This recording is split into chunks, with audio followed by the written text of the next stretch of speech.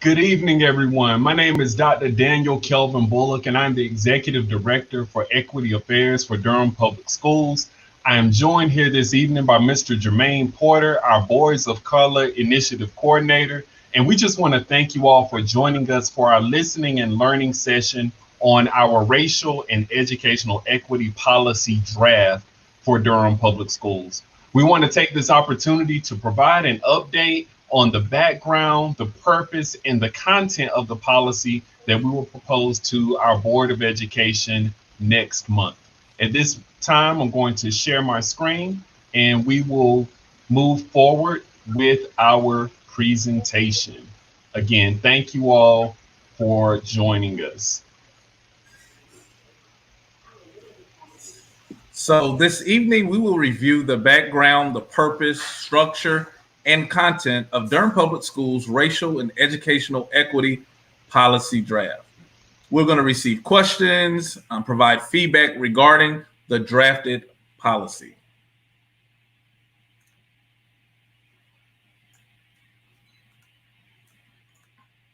So where our journey begins, there are some people who've been wondering why we have a focus on equity. To put it simply, we have a focus on equity because of the disparities we see in the outcomes for our students in Durham, across the state of North Carolina and across the country. With this in mind, we pause for a minute to acknowledge that this year has marked the 1 year anniversary of the murder of George Floyd. His death galvanized many in our country to acknowledge and address issues of systemic racism. Our equity policy is one of our latest efforts to close the gaps we see in opportunities that students have to experience educational and academic success. Right now, we will have a minute to pause.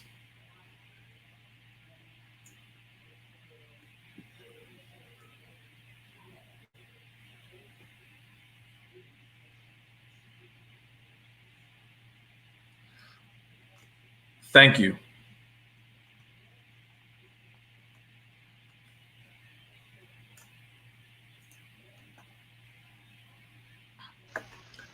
Excuse me. So we start with our students and we start with an understanding of who we serve, who we have the privilege of serving as a school system.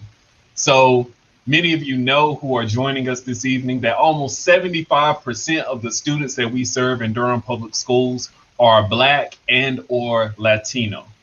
And almost 2/3 of the students we serve, we have the privilege of serving, qualify for free or reduced price lunch. This gives us one of the most diverse school districts in the state of North Carolina, particularly as you're thinking about the larger urban school districts in the state. So, we think about equity and we think about the outcomes for the different populations of the students that we serve. And that's part of what fuels this work that we do to try to close the gaps for the educational outcomes of the students in Durham, and thinking about how we can start to change the trends for these students across the state and beyond. So, why do the demographics matter from a standpoint of equity? Well, as you can see from this chart, the outcomes for students vary drastically depending on how they identify racially and how students identify as learners. The data on this slide consists of the end of grade and end of course test results for students enrolled in public and charter schools across our state. And what you can see from looking at this chart is that the outcomes for students vary drastically depending on how they identify racially, or whether they are an English learner, a student with a disability, or whether they are identified as academically or intellectually gifted. Now, we do not believe that this should be the only data point that we use to consider in conversations of equity. I mean, there is so much that goes on in a student's educational experience that goes beyond how well a student fares on an end of grade or end of course test at the end of the year. However, we do feel like this is one of the, or don't feel like, but in the data, this is one of the biggest disparities that we see in education. And in Durham Public Schools, we are on a journey of closing these gaps in opportunity and outcomes for students. This is a challenge that districts face across our country. We are a part of a cadre of districts that are taking this equity work head on.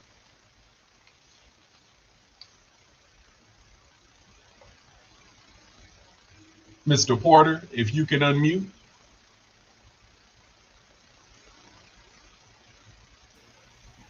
I just wanted to make sure, Dr. Bullock, that everyone was listening. Yeah, hey, you got me. I saw it.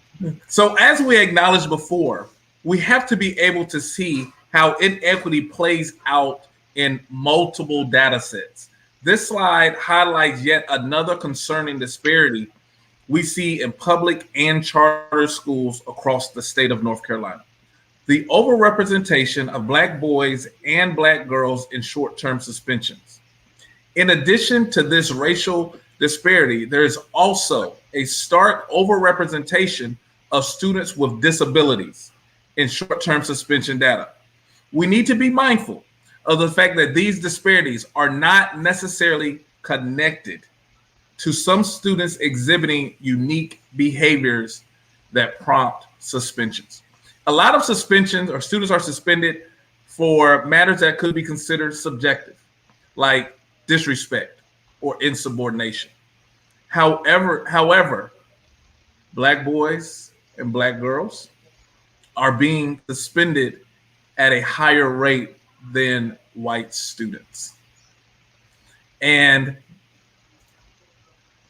it is within this context that we propose our racial and educational equity policy.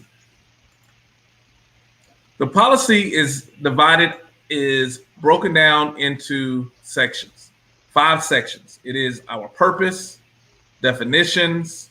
We also have 5 pillars of racial and educational equity for the policy. It also has an implementation strategies, as well as accountability, as well as compliance.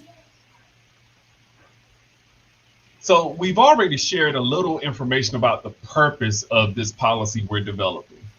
But specifically in the policy we write, in the drafted policy we write, quote, the purpose of this policy is to center equity in all of the district's functions and practices so that disparate outcomes that result along the lines of race, gender, socioeconomic status, physical and mental ability, sexual orientation, religion, etc., will be dismantled and eliminated. We name race as the primary predictor of outcomes in society and thus prioritize racial equity as foundational to the dismantling of all disparities. And if you have questions about race being the primary predictor of outcomes, we invite you to contact our Office of Equity Affairs. We have a number of resources and research that has been conducted that shows how in different disparities that we may see in terms of how people identify, race is the primary predictor and has the biggest impact on outcomes across systems. We also define equity, and you can see that definition on the screen. Equity is the state that will be achieved if one's race, one's gender, socioeconomic status, sexual orientation, disability, etc., no longer predicted outcomes for students, families, and employees. That is the case right now, that depending on how we identify, we can start to make predictions for outcomes, not only in DPS, but again, across our state and across our country. We have this lofty goal of arriving at this place where that is no longer the case. We also say that practices that center fairness, justice, and differentiation are also considered equitable. So we have 5 drafted pillars for our policy.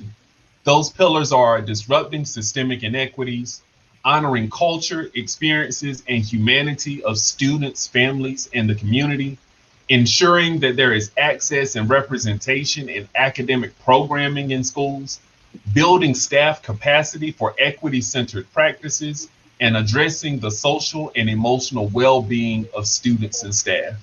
At this time, if you're joining us via Facebook or if you're joining us via YouTube, we invite you, drop in the comments which of these pillars resonates most with you. And we're going to pause for a moment for you to let us know which of these pillars resonates most with you.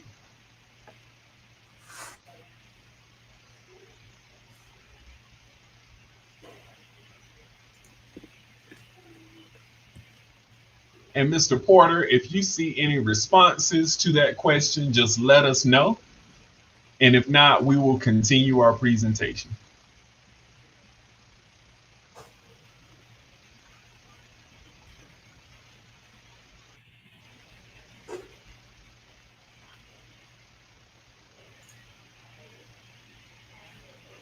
All right. Thank you for sharing Ms. Rebeck's response, the social and emotional well-being of students, addressing systemic inequities. Thank you, Ms. Clark. Mr. Malone, E resonates most with you. Thanks for joining us. Thank you, Mr. Langley. We will get to that. So thank you for sharing that, because we will have a space at the end to recognize or acknowledge if there are some places where we feel additions need to be made, then we will definitely look for your recommendations on those. Thank you, Ms. Lewis. Pillar B resonates most with her. So let's take some time to jump into some of the content within these pillars. So pillar A, disrupting systemic inequities. What does that really mean? That's a big philosophical idea. So within that pillar, we hope to develop systems for compiling and analyzing data in all departments in all schools, our department included, to identify any inequitable structures, policies, and/or practices that can create or widen existing disparities.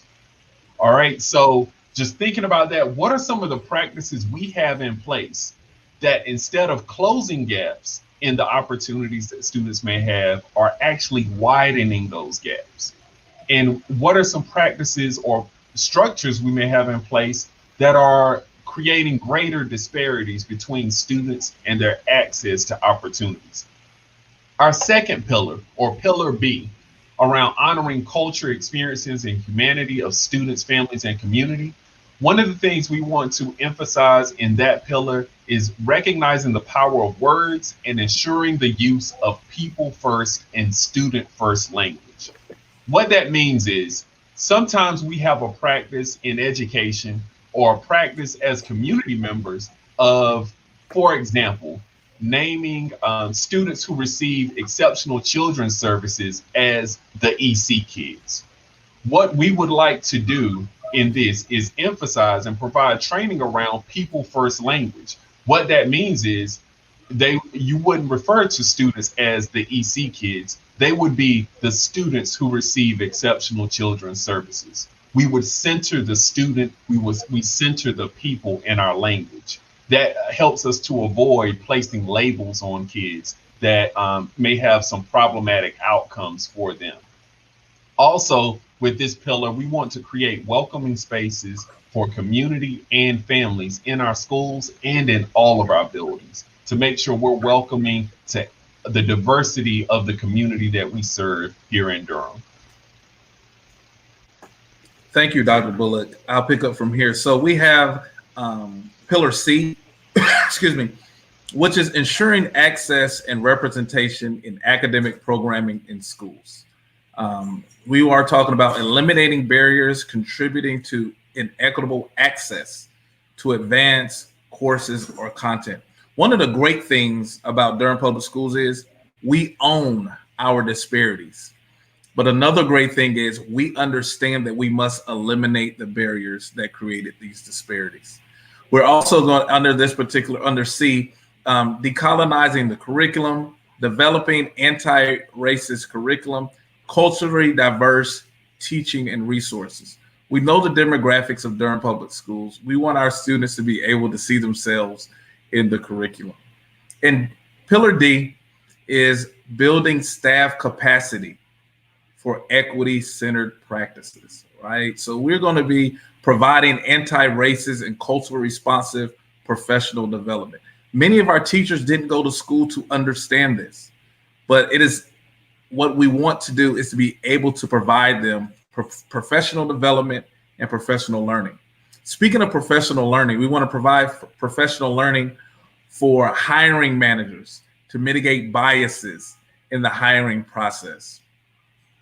And our final pillar, which is Pillar E, is addressing social and emotional well-being of students and staff.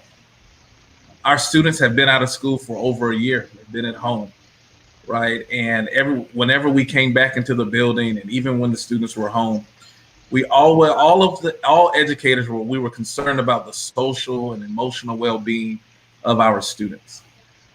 And I say that to say our teachers in Durham Public School and our staff, we're concerned about that, because although we're supposed to make sure that we're caring for our students, it's difficult for us to pour from an empty cup. So in Durham Public Schools, we want to make sure that we're addressing the social and emotional well-being of our students as well as our staff. And we're going to train every staff member in restorative practices and social and emotional competencies. We're going to hire nationally recommended ratios of school social workers, counselors, therapists, psychologists, and nurses, and ensure these hirings reflect the population in DPS. And again, these are some lofty goals with some financial implications, and we're still working through this draft, but these are our aspirations right now within this equity policy. Thank you, Mr. Porter. I also want to lift up our implementation strategies. DPS, we're aiming to develop systems and practices for operationalizing this policy. That will actually be a supplemental document to go along with the policy. And our accountability and compliance section of the policy is where DPS is aspiring to develop an equity dashboard and reporting system that will compile and communicate progress on equity measures in this policy and as suggested by the Office of Equity Affairs. To the right of this slide, you see an image from our current strategic plan. That really provides a good outline and guideline for what we envision for the equity dashboard and our equity reporting system, where we will be providing reports on the different pillars that we have centered in this policy. So with that in mind, we're going to pause here and just see if we have any questions from those that have joined us this evening that we can respond to at this time. And if we do not have a response ready, then we may have you reach out to us via email and we can provide a response at a later time. So Mr. Porter, if we have any questions that you have seen, we can lift those up at this time. Yeah. So the first question, Dr. Bullock, is from from Michael D. Moore, was in reference to the pie chart about the demographics. If you can see, I'm not sure if you can see, yeah, you can see those. Are these raw numbers or are they ratios? The pie chart shows that in Durham, we only have 20% of white students. How can I interpret this data? Thank you, Mr. Moore, for lifting up this question. So what you saw on that pie chart is a representation of the students currently enrolled in Durham Public Schools. So understand that within Durham, students are enrolled in a number of different places. We have charter schools in Durham, which are not reflected in these numbers. Many children are homeschooled. Some children attend private schools. As it relates to students enrolled in Durham Public Schools, less than 20% of the students that we serve as a public school system are white. And so that was an accurate representation of who's enrolled. The roughly 33,000 students enrolled in DPS, about 6,000 of those students are white, identify as white. Yeah. And we had a question from Ms. Ann Rebick, I believe that's how you say her name. She says, will I be able to see these slides after the presentation? I wanted to share that you won't actually get these slides. What we will give you is a little bit more information in a one-page document. I will share that link in the comment section shortly, where there's a little bit more information about each pillar. But thank you so much for wanting more information. And I can respond. That's Ms. Rebeck. I can respond to her also. And Ms. Rebeck, if you would like access to the slides, feel free to reach out to me. We definitely we appreciate you joining us here. Ms. Rebeck is a board member with the Durham Public Schools Foundation, and just thankful to have her here with us today.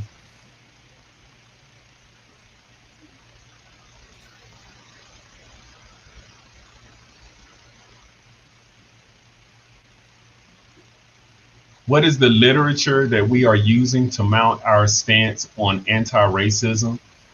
So we have one of the scholars that we have had the privilege of working with is Dr. Gloria Lassen-Billings. She is a noted researcher in the area of culturally relevant pedagogy. She is the person who first coined the term. And she has done extensive research, particularly on the learning conditions that produce the best outcomes for African-American students. She has a phenomenal book based on her research called The Dream Keepers.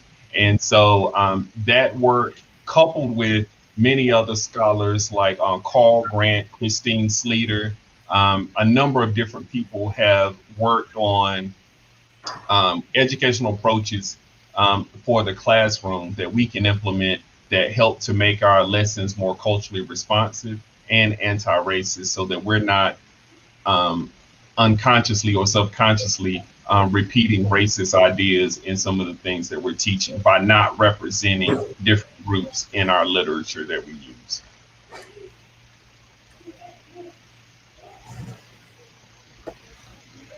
So this question is from Ms. Pat Lovell.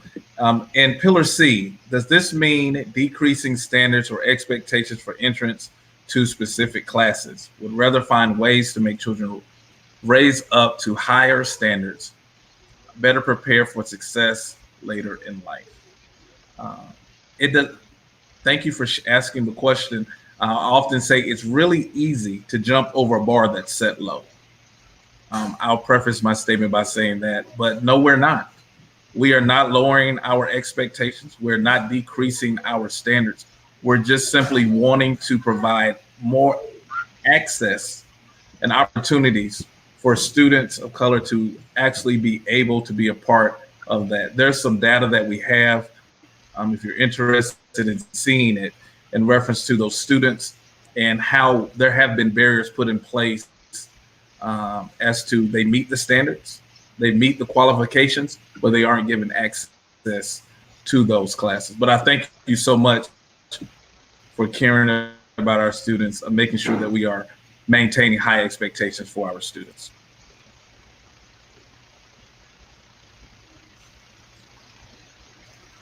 The next question comes from, you're good. Go ahead, Dr. Bullock. Oh, okay. Yeah, so I see Mr. Langley has lifted up how have equity efforts been measured thus far and where is that data?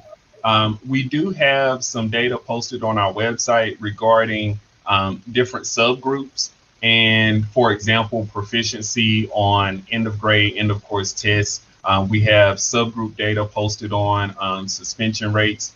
And we also have, I encourage you to take a look at our current strategic plan. We name a number of equity measures in our current strategic plan. And so our district has been doing updates on the different priorities in our strategic plan that speak specifically to some of our equity measures that we're addressing. And so if you look at any of those updates, they can be board updates in some of the videos, but they're posted. Those updates are, that data is also posted on our website. You can find that there.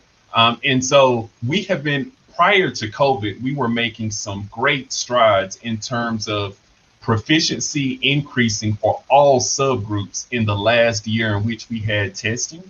And we were also making great strides, and actually are continuing to make great strides with decreasing our number of students being suspended, the percentage of students being suspended, while at the same time maintaining and increasing data as it relates to school safety. So I want to emphasize that just prior to COVID, our suspension rates were coming down, and we were maintaining and actually increasing in some areas in terms of school safety. So there are a number of equity reports out there that we can share with you. Again, feel free to follow up with us, and we can provide more information on that. Thank you. Yes, I can definitely thank you, Mr. Spinner, for bringing up what do we mean by decolonization and anti-racist policies or content. So decolonization, historically, the text that we read, the history that we learn in a lot of our classes centers the experience of white people in the curriculum, and so it's very often been the people um, who were the victors in different situations, people who had the wealth, who had the resources. Those were the people whose histories that we were reading. There have been a number of people throughout history whose stories have been silenced. So when we talk about decolonizing, we're talking about lifting up the voices of people who historically we have not heard as much from. This could be indigenous people who were in this country. This could be African Americans. This could be Latinos. This could be even people with certain disabilities who were existing in time and their stories weren't being heard. So when you think about the process of colonization and you think about the process of certain people having power over others, that we typically get a curriculum and books that we read that are only told from a very limited perspective. And this can be limited from a racial point of view. It can also be limited from a gender point of view, where women's voices aren't lifted up either. And so when we talk about decolonizing curriculum, we're essentially talking about expanding the repertoire of books that we're utilizing so that more people can see themselves in the literature that we're reading. Thank you, Dr. Bullock. We have a few more minutes.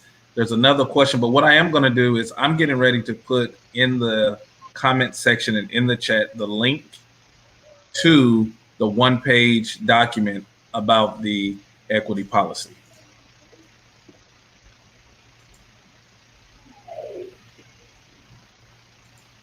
So if we're thinking about does this force our students to only see themselves and peers through the lens of race rather as a single cohesive supportive community? I would say with that, again, we're not thinking about only race here. We're also thinking about gender. We're thinking about just making sure that the diverse parts of our identity, of people's identities, are being affirmed in what we read. So, and, again, in the equity policy, we talk about race, we talk about gender, we talk about socioeconomic status. I mean, it would be a travesty if we go through our educational experience and we never read or hear from what it was like to be a person living in poverty in different parts of our history.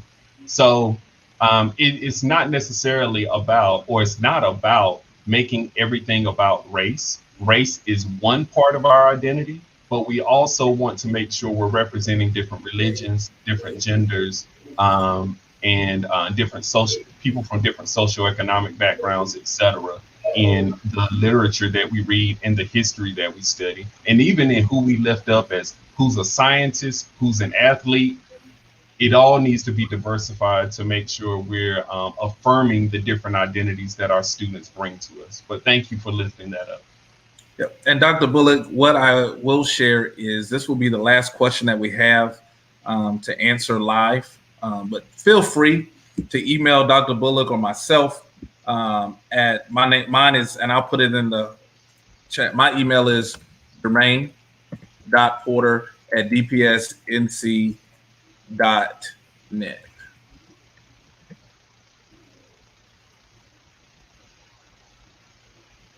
All right, Mr. McKinney. And yes, there is a task force that is working on these recommendations and pillars.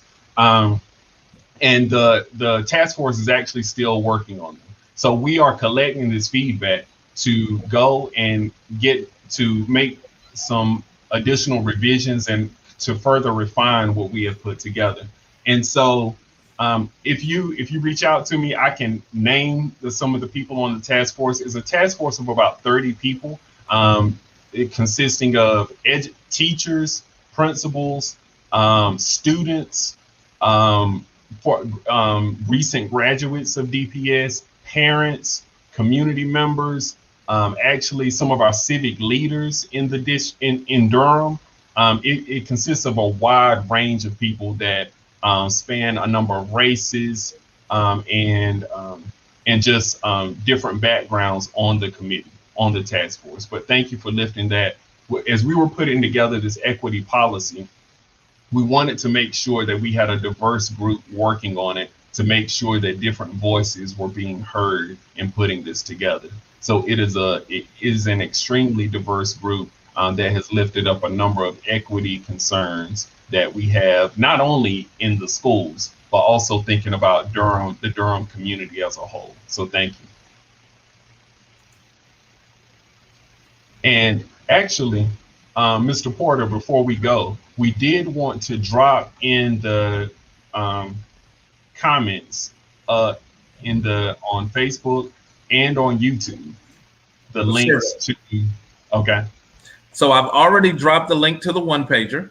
Okay. And I am getting ready to drop the link to the survey to go back to what you were saying about how this isn't a finished product. We want to give everyone an opportunity to provide feedback on the equity policy.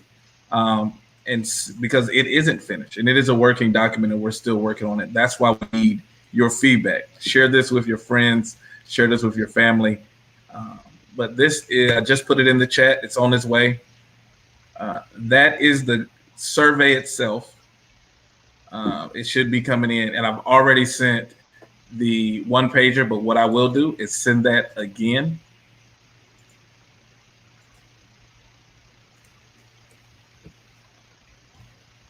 So both of them have been sent. All right. Thank you for that, Mr. Porter. And again, thank you all for joining us. Again, if you have any questions, there are opportunities for you to reach out to us, but you can also drop your feedback in the feedback form that Mr. Porter shared, and we can use that to inform the policy that we're finishing up, or continuing to produce. So thanks for joining us. Thank you. Y'all have a wonderful evening.